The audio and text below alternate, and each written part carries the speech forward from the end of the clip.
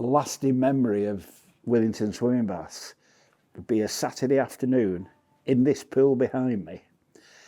And the health and safety wasn't quite the same then in the late 50s, early 60s.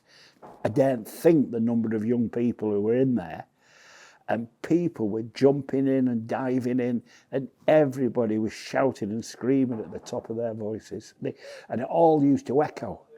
And that noise has stayed with me all my life. It was so loud, it was untrue.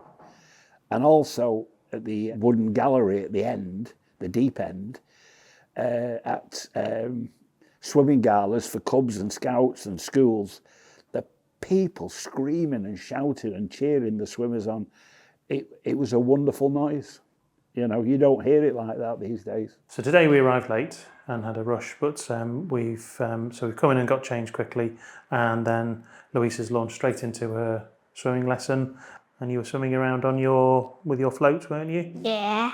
And then I saw you get onto a big float with another girl, didn't you? Yeah. You swam right across the pool. Yeah, right across the pool. And what happens at the end of every lesson? You have a jumping. And you don't need to be caught, do you? No. I know the kind of like rhythms of the place and when's good to come and when it's nice and quiet and when to avoid. And it's a really beautiful building as well. And we feel very lucky to still have it when a lot of baths have closed down, I think. I swam regularly and always enjoyed swimming here. Then came the bombshell, we're going to shut you up. Well, I, along with a lot of other people, were very, very upset about it, really.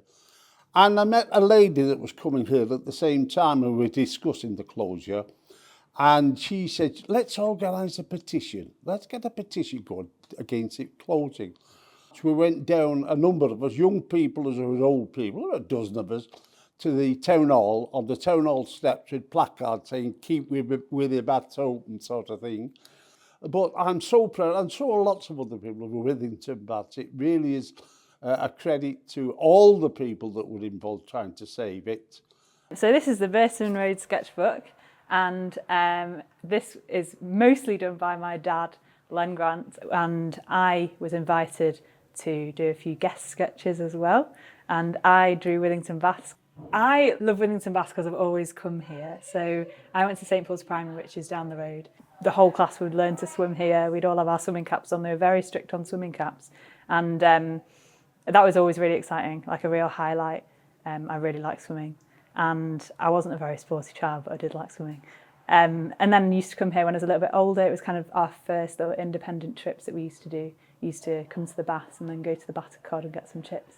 That was our big Friday night when we were 10 years old. We used to come with the school every week. We had the most awful teacher.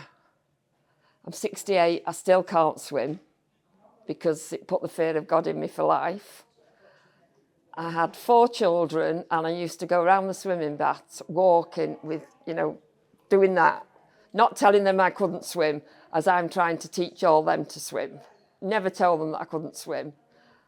But once they could all swim, I could tell them that I can't swim. It just put me off for life. There was no sort of kindness. You had to get changed dead quick. You come home soaking wet. It was just a nightmare. I came back from being evacuated when I was 6 and started coming here. I was here all the time with my sister and friends.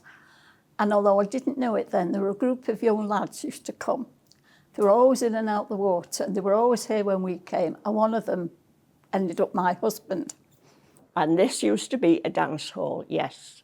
Well, they used to put a floor down on over the swimming baths just for the winter because they wouldn't heat the water in the winter.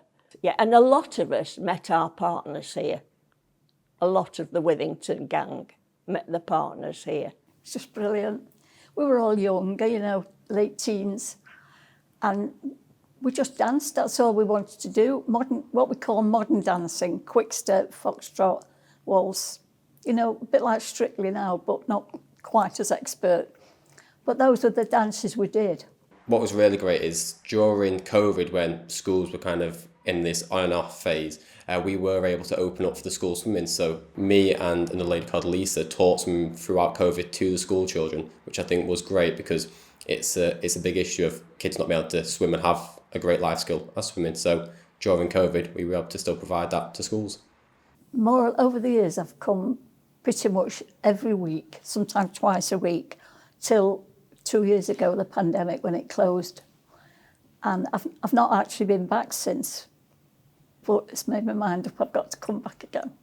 It just feels nicer in here now. And it's part of Withington, always has been part of Withington. Going back to my grandma's days when she used to come, when it was baths, as in washing baths, you know, years ago when she didn't have a bath in the house. She used to come along here, used to tell me stories that you'd come along and have a bath, you know, until she managed to get another house in Withington that had a bath inside. My son comes here. My daughter-in-law comes here. My 3 grandchildren come here with my son, and they have the swimming lessons here. It's going on now for 3 generations. And my mum and dad before me used to come here swimming. So, yeah, great place. It would have been criminal to have closed it.